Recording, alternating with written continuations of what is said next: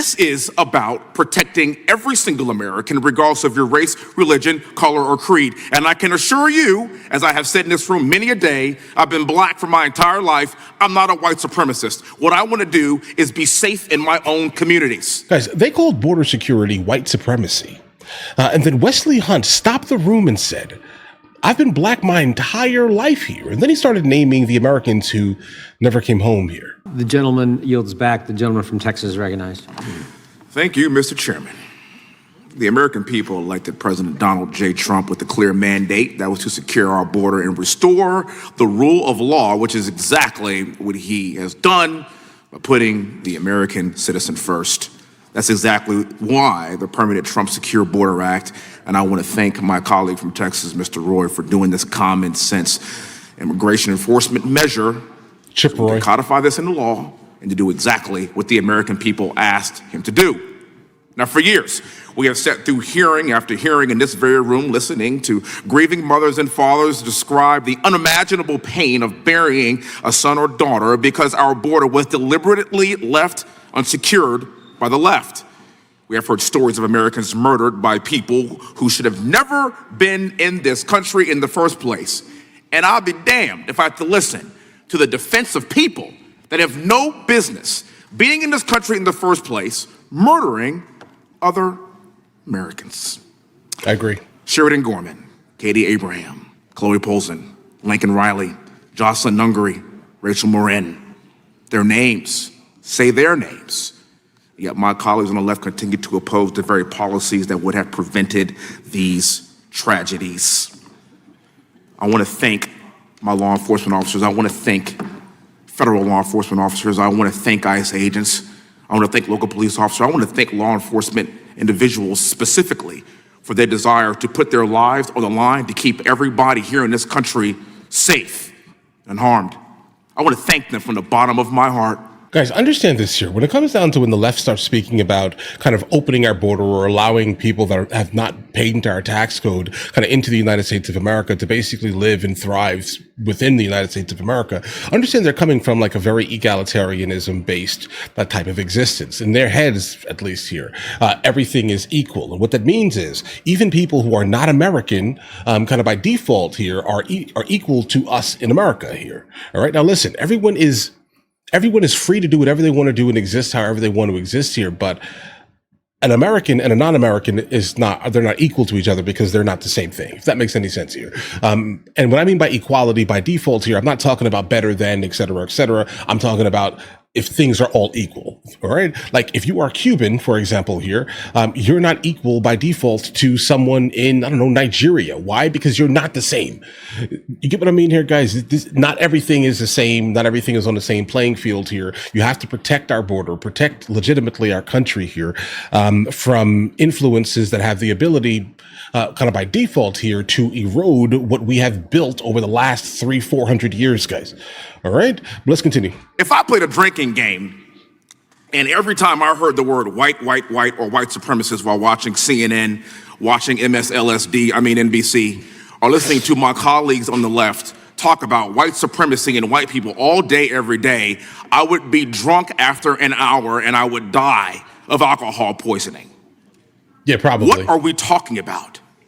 This is about protecting every single American, regardless of your race, religion, color, or creed. And I can assure you, as I have said in this room many a day, I've been black for my entire life. I'm not a white supremacist. What I want to do is be safe in my own communities, regardless of what you look like. That's fair. And that's exactly what my colleague from Texas, Chip Roy, is trying to do here.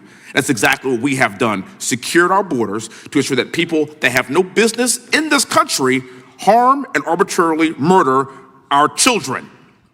This is not hard. I thank God every day I'm not a lawyer. I'm just a soldier, just an American. I'm a father, a follower of Christ, and somebody that believes in this great nation and ensuring that we have safety for the future. That's literally all I care about. And that goes for every single red-blooded American, regardless of your race, religion, color, or creed. And with that, I'll yield my time to my colleague from Texas if he has anything to say. Guys, listen, whenever this man speaks, he generally speaks for the idea that all Americans are American, if that makes any sense here. And I respect this thoroughly, very different from what we hear specifically on the left here, everything generally is kind of categorized and put into boxes. You need to fit into this box. And the moment you step outside of this box, we basically need to put you back into that box. That's basically what I hear almost all the time whenever the left speaks kind of large scale. Everything is the same, but everything is different at the same time. Well, I'll be listening to people on the right speak about America, and it's generally not so much the color of your skin is this here. So we need to act accordingly, pretty much based off of the color of your skin. And that's basically what I think I enjoy whenever I do hear someone from the right speak. They're speaking from the idea that Americans are Americans, right? I love that, seriously here. But also here. So now when it comes down to why I believe, at least, the left tends to literally freeze, okay? Whenever any of the violence that actually has occurred by people who have broken into our country or people who should have never been in our country legitimately in the first place here, and they harm Americans, okay? The reason why they're generally so quiet is because, again, that egalitarian, everything is all equal type of mindset that basically dictates that person here that broke into our country is the same and should be treated the same as a common typical American. I'm sorry, guys. I mean, the person broke into our country and committed a literal atrocity here. The person who lost their existence, who was an American, they should not have lost their existence here. Why? Because this was purely preventable. Preventable meaning, in this case here, that they should have not been here in the first place, bro. If you did not basically leave our borders so wide open that people from all around the world during this time here started flooding to our country because the border was open. Literally, the border was wide open. There would be many Americans that were alive still today, okay, if that never happened. And the left generally turns a blind eye to this argument here because, again, everything is all equal. There are no differences. What do you mean here? That's the ideal that they live for. They live for the idea that everything is all equal kind of by default, regardless of anything. Okay. Let's say you decided to waste your entire life. Okay. You have never reached any type of success, or you never even pushed towards actual success here, guys. And then you spent your entire existence running off of like government entitlements.